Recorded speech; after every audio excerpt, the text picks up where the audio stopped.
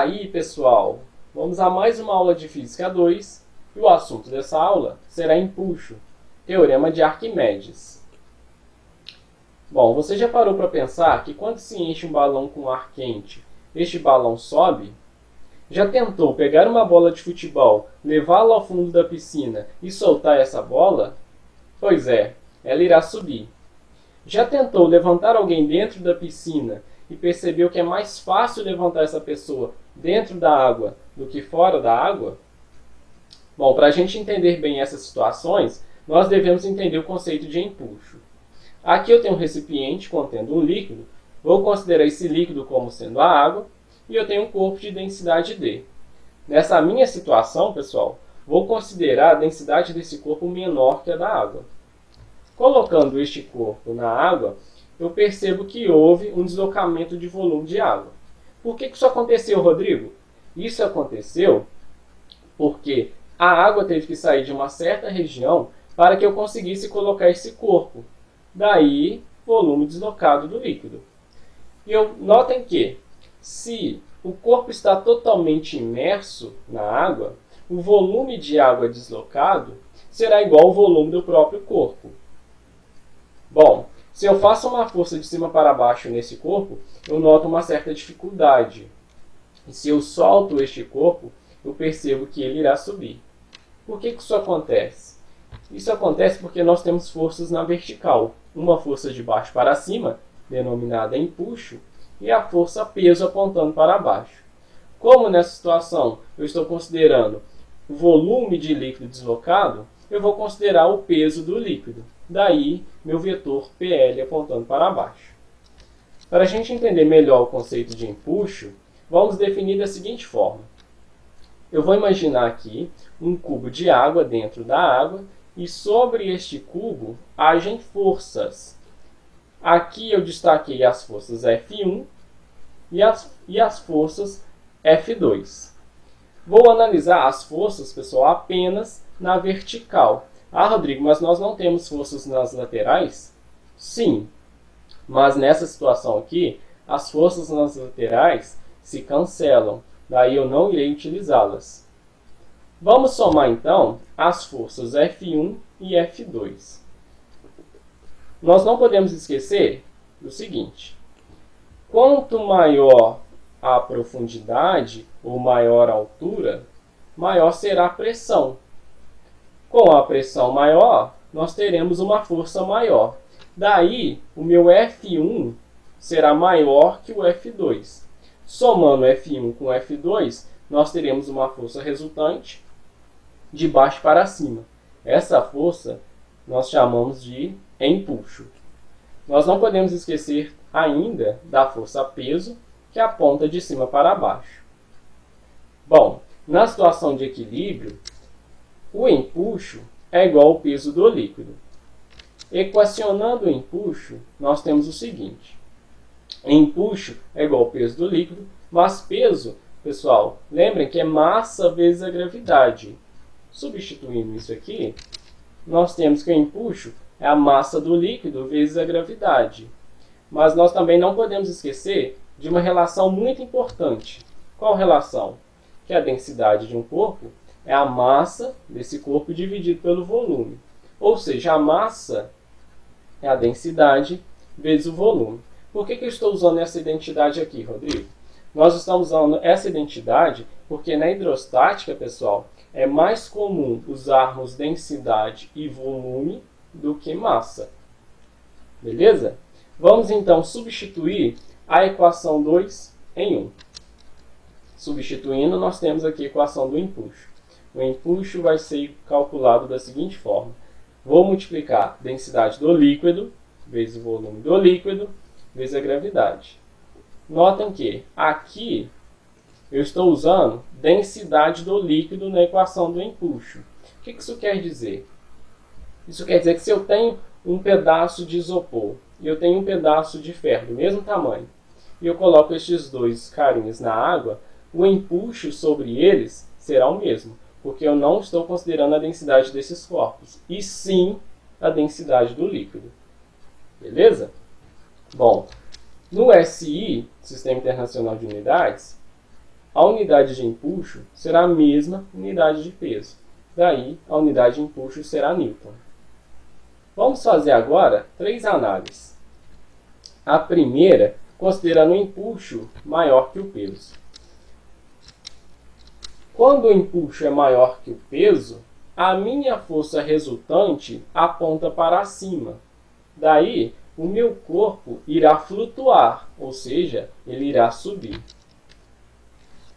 Empuxo igual a peso, na nossa segunda situação, nós temos o seguinte, que neste caso, o peso cancela o empuxo. Daí eu tenho a situação de equilíbrio e o meu sistema não tem aceleração. Terceira situação é empuxo menor que o peso. Neste caso, com o meu peso maior que o empuxo, o vetor resultante aponta para baixo, daí o meu corpo irá afundar. Beleza? Bom, vamos analisar um cara agora, chamado dinamômetro. O que é um dinamômetro? É um equipamento que utilizamos para medir força. Neste caso aqui, eu vou colocar como exemplo um corpo preso a um dinamômetro. E quando eu analiso o dinamômetro, este cara marca 1 Newton, que é correspondente ao peso deste corpo. Mas o que acontece se eu mergulho este meu corpo na água, por exemplo? Quando eu mergulho ele na água, eu noto uma redução no peso no dinamômetro. Por que isso acontece? Isso acontece devido à presença do empuxo de baixo para cima. Este cara reduz o peso, daí nós temos agora um peso chamado de peso aparente. Analisando agora esse sistema, eu vou considerar um cubo totalmente imerso, preso a um dinamômetro. Vou considerar aqui a situação de equilíbrio. Analisando as forças que agem sobre esse corpo, nós temos o seguinte. Tenho 3 forças, beleza? Eu não posso esquecer, pelo amor dos céus, não esqueçam do peso apontando para baixo. Eu tenho o empuxo apontando para cima. Eu tenho a tração, devido ao fio que conecta o cubo ao dinamômetro. E na condição de equilíbrio, nós consideramos o seguinte, que o peso neste caso é igual ao empuxo mais a tração. Bom, pessoal, isso aqui é uma situação particular que eu estou analisando. Se eu tenho, por exemplo, esse bloco no fundo desse recipiente, daí a minha tração será substituída pela força normal, pois há o contato desse bloco com a superfície, com o fundo desse meu recipiente. Beleza?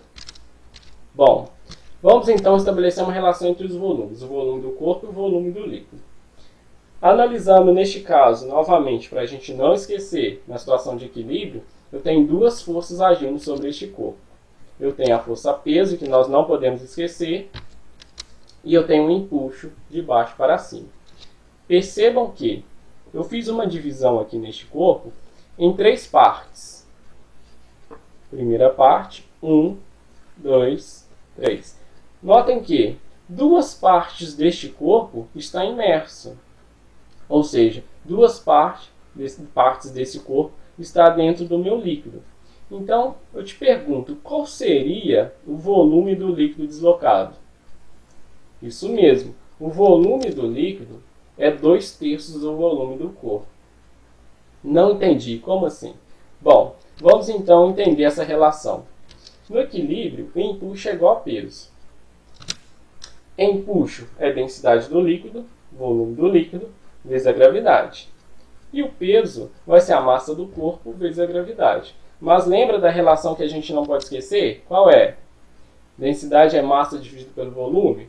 Então, agora nós usamos o seguinte. Densidade do líquido vezes o volume do líquido é igual a densidade do corpo vezes o volume do corpo. Aqui, pessoal, eu cortei a minha gravidade, pois ela aparece dos 2 lados. Tranquilo? Bom, isolando aqui o volume do líquido, nós temos que o volume do líquido é igual à densidade do corpo, dividido pela densidade do líquido, vezes o volume do corpo. Vamos então aplicar isso aqui num exemplo. Nós sabemos que a densidade do gelo é 90% da densidade da água. Logo, o meu dG, que é do gelo, é 90% da densidade da água. Substituindo na nossa identidade, nós vamos ter que o volume do líquido vai ser 90% da densidade da água dividido pela densidade da água vezes o volume do corpo. Nós podemos aqui cortar a densidade da água, nós chegamos na equação Q, na seguinte identidade, que o volume do líquido é igual a 90% do volume do corpo. O que isso quer dizer? Que se eu tenho um corpo que ele está eu tenho 50% desse corpo imerso, ou seja, dentro da água, o volume do líquido deslocado vai ser equivalente a 50% do volume do corpo. Beleza? Vamos então fazer um exemplo para a gente compreender melhor essas situações. O exemplo é o seguinte: um cubo de madeira de densidade absoluta dC e aresta L flutua na água. Determine a altura H da parte imersa desse cubo. Na situação, nós temos o seguinte: eu tenho aqui um cubo onde eu tenho a aresta de altura H, ele me deu o valor de aresta L, e eu tenho aqui uma parte imersa, ou seja, uma parte dentro da água. Essa parte ela tem uma altura que eu estou chamando aqui de Hzinho. Como é que eu posso calcular esse Hzinho? Nós vamos calcular ele da seguinte forma. Na condição de equilíbrio, o empuxo é igual a peso. Beleza? Empuxo é a densidade do líquido, como aqui a água, vai ser a densidade da água, vezes o volume da água, vezes a gravidade. Igual a massa do corpo, vezes a gravidade. Mas aqui, pessoal, lembrando novamente daquela identidade, a densidade é a massa dividido pelo volume. Ou seja, massa é densidade vezes volume. Substituindo essa equação 2 na equação 1, nós temos que a densidade da água vezes o volume da água é igual à densidade do corpo vezes o volume do corpo. E notem que aqui nós novamente cortamos a gravidade, pois aparece dos dois lados. Beleza? Bom, mas aqui é o seguinte: nós devemos lembrar que o cálculo do volume é feito da seguinte forma. Volume é o produto das três direções, x, y, z. Mas quando eu tenho o produto xy, isso me dá uma certa área, certo? Eu vou chamar esse produto xy de área da base. E minha componente z será a altura deste corpo. Daí, substituindo essa identidade 4 na equação 3, nós temos o seguinte, que a densidade da água vezes a área da base vezes a altura é igual à densidade do corpo vezes a área da base vezes a altura. Neste caso aqui, eu estou considerando como este Hzinho a altura imersa, ou seja, na água, dentro da água, e este Hzão aqui eu estou considerando como a altura total do corpo. Beleza?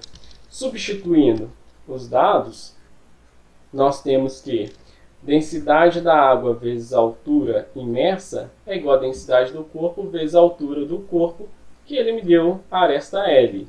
E nesse caso aqui, como a área da base é comum aos dois, nós podemos cortá-la. Isolando o meu H, passando densidade da água dividindo, nós temos que a altura imersa é a densidade do corpo, dividido pela densidade da água, vezes o tamanho da aresta. Beleza? Bom, pessoal, por hoje é só. Bons estudos e até a próxima aula.